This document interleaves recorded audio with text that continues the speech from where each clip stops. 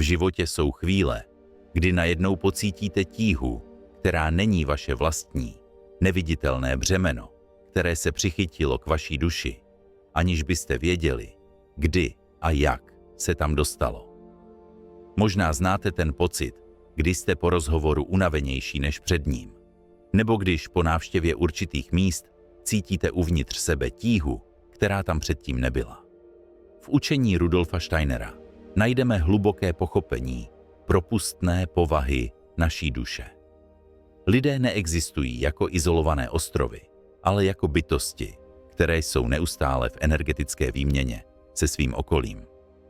Tato propustnost je jak požehnáním, tak výzvou, protože umožňuje soucit a hluboké spojení, ale může také vést k nechtěnému přebírání emocionálních břemen jiných lidí. Dnes společně prozkoumáme, jak se můžete naučit rozlišovat mezi tím, co je skutečně vaše, a tím, co se na vás přichytilo jako cizí energie. Zjistíte, proč se někteří lidé nevědomky stávají energetickými povodněmi a jak nám Steiner ukazuje cestu k autentické duchovní suverenitě. Na konci této cesty pochopíte, jak pravá duchovní síla nevzniká z izolace, ale z vědomé otevřenosti. Rudolf Steiner si uvědomil, že člověk se skládá z různých aspektů své bytosti, které reagují odlišně na vnější vlivy.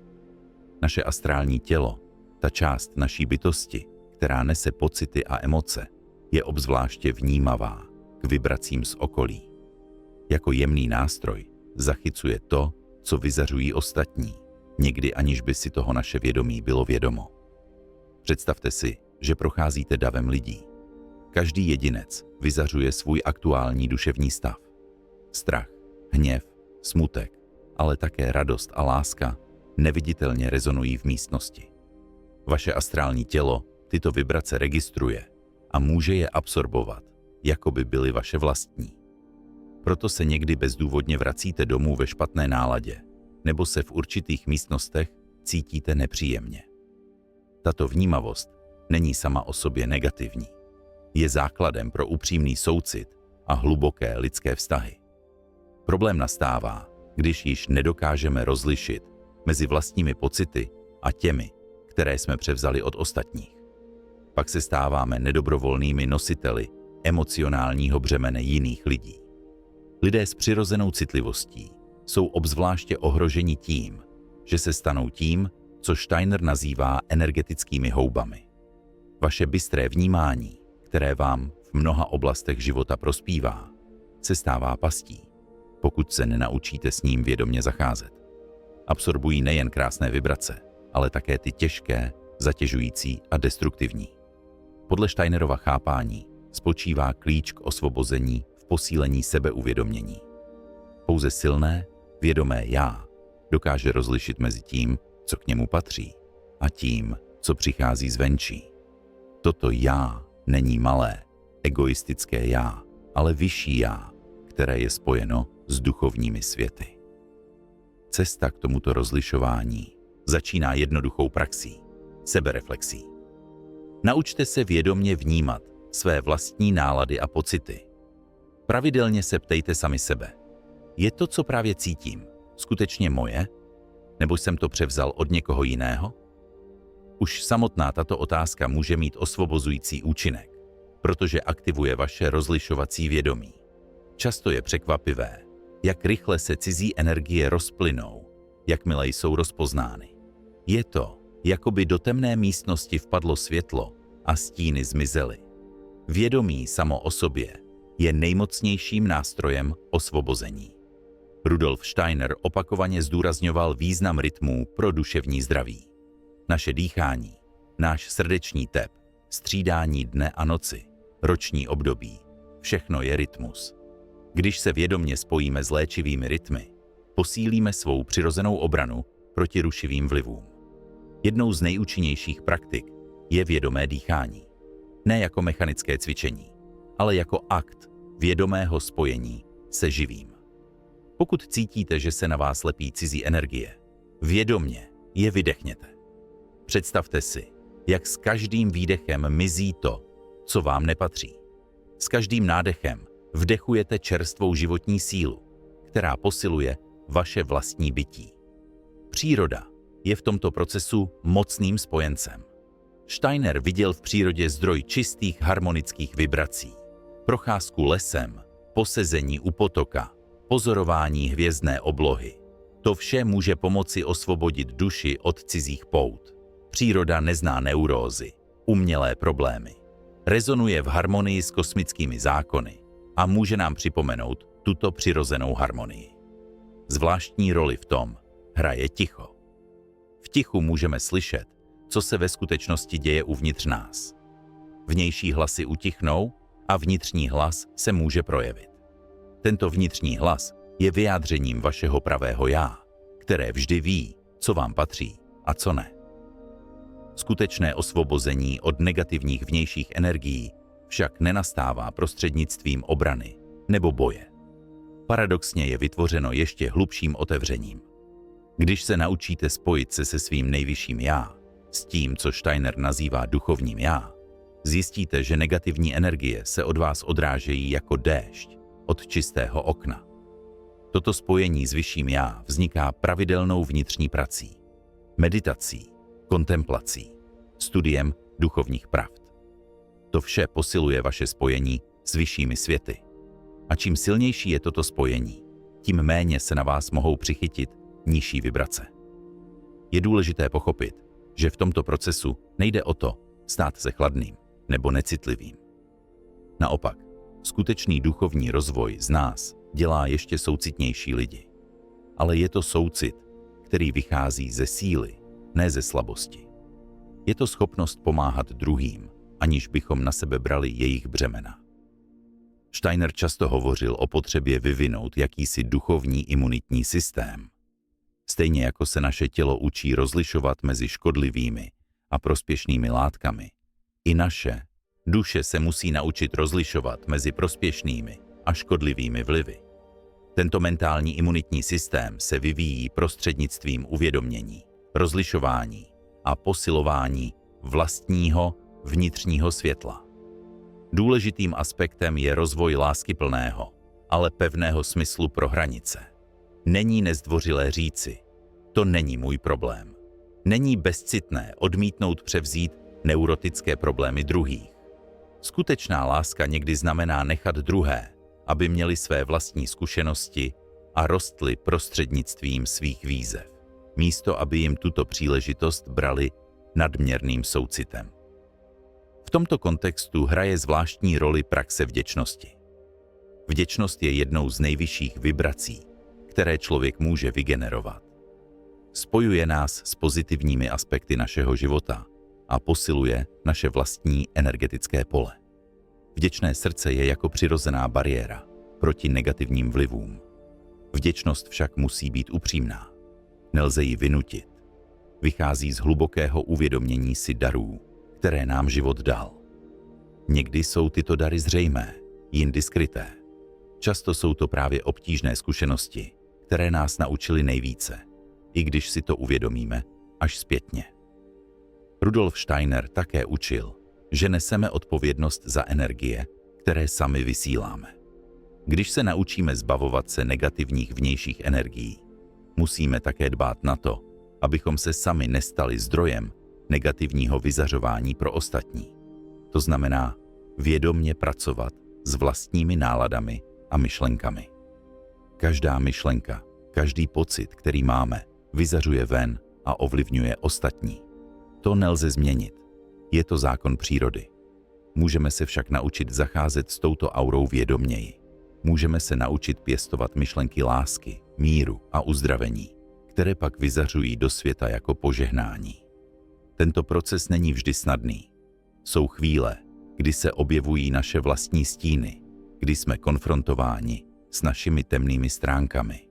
To je přirozená součást vývojového procesu. Steiner to nazýval setkáním se strážcem prahu.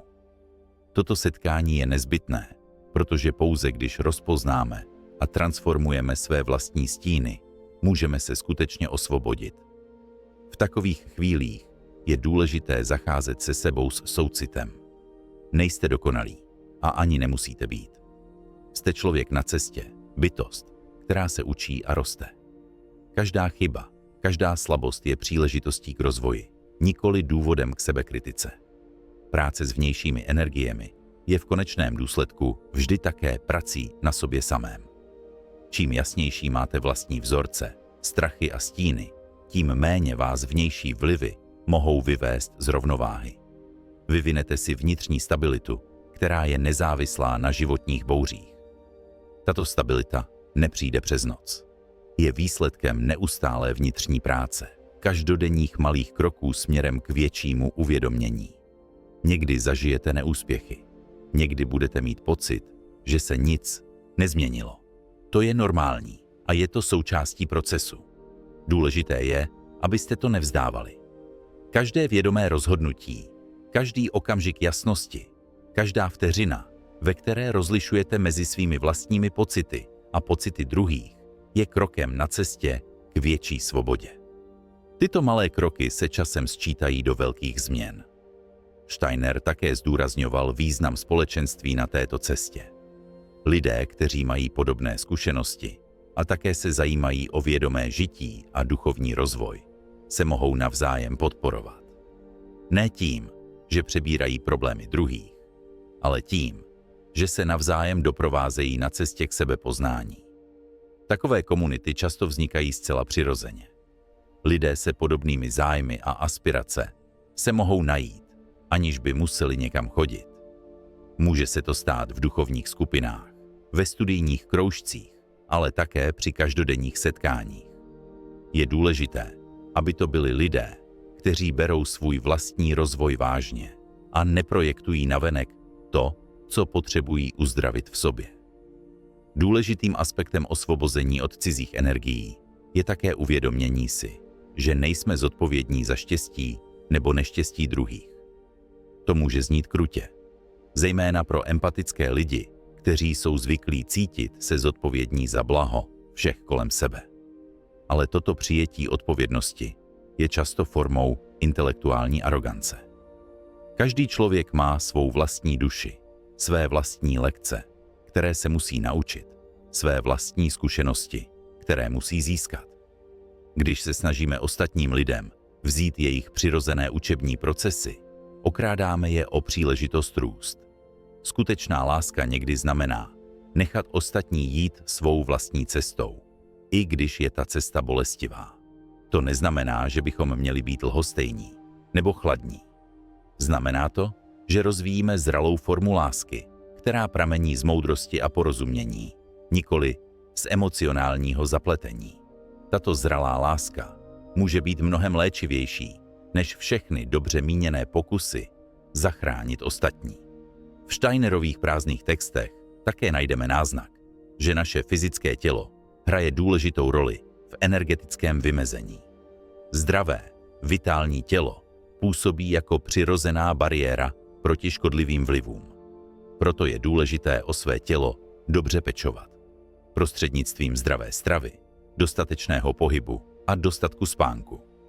Ale ani zde nejde o mechanická pravidla, ale o vědomé vnímání toho, co tělo potřebuje. Někdy potřebuje odpočinek, jindy pohyb, někdy lehké jídlo, jindy posilující jídlo. Když se naučíme naslouchat signálům těla, vyvineme si přirozený cit pro to, co je pro nás dobré. Kůže jako hranice mezi vnitřkem a vnějškem hraje v tomto ohledu zvláštní roli. Steiner hovořil o kůži jako o jakési membráně, která je zároveň propustná a tvoří hranici. Rituály osobní hygieny mohou být proto také duchovními rituály. Jsou to okamžiky, kdy vědomě definujeme, co k nám patří a co ne.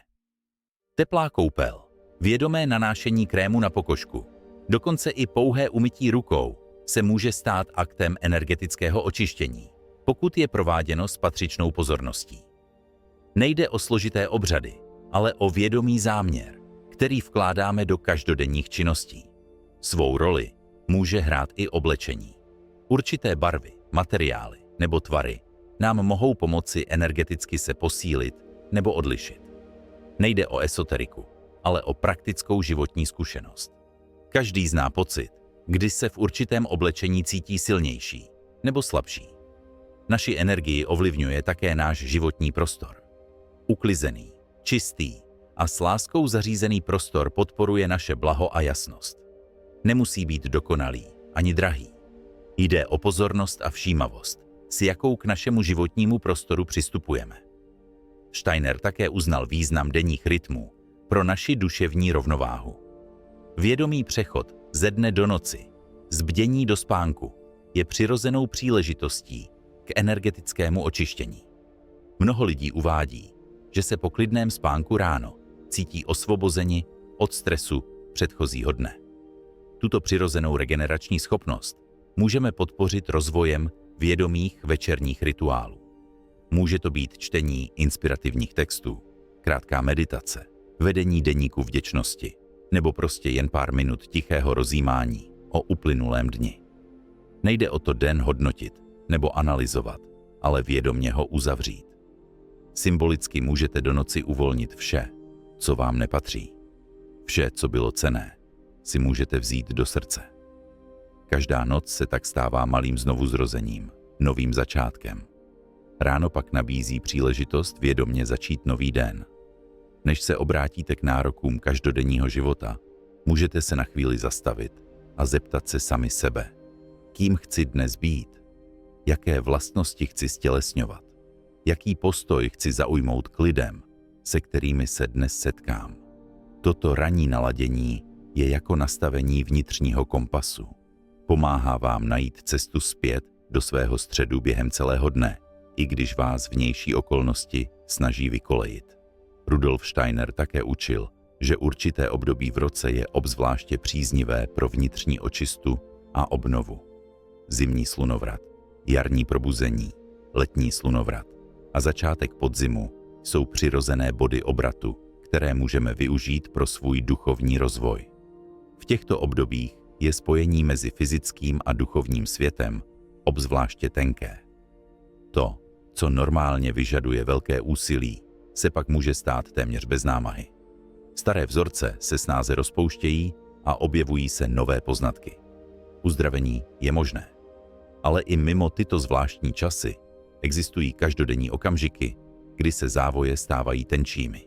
Svítání a soumrak, ticho polední přestávky, hluboká noc. To vše jsou příležitosti pro vědomou duchovní praxi. Nejde o to naučit se složité techniky nebo meditovat celé hodiny. Často stačí jen pár minut vědomé pozornosti. Důležitá je pravidelnost, kontinuita praxe.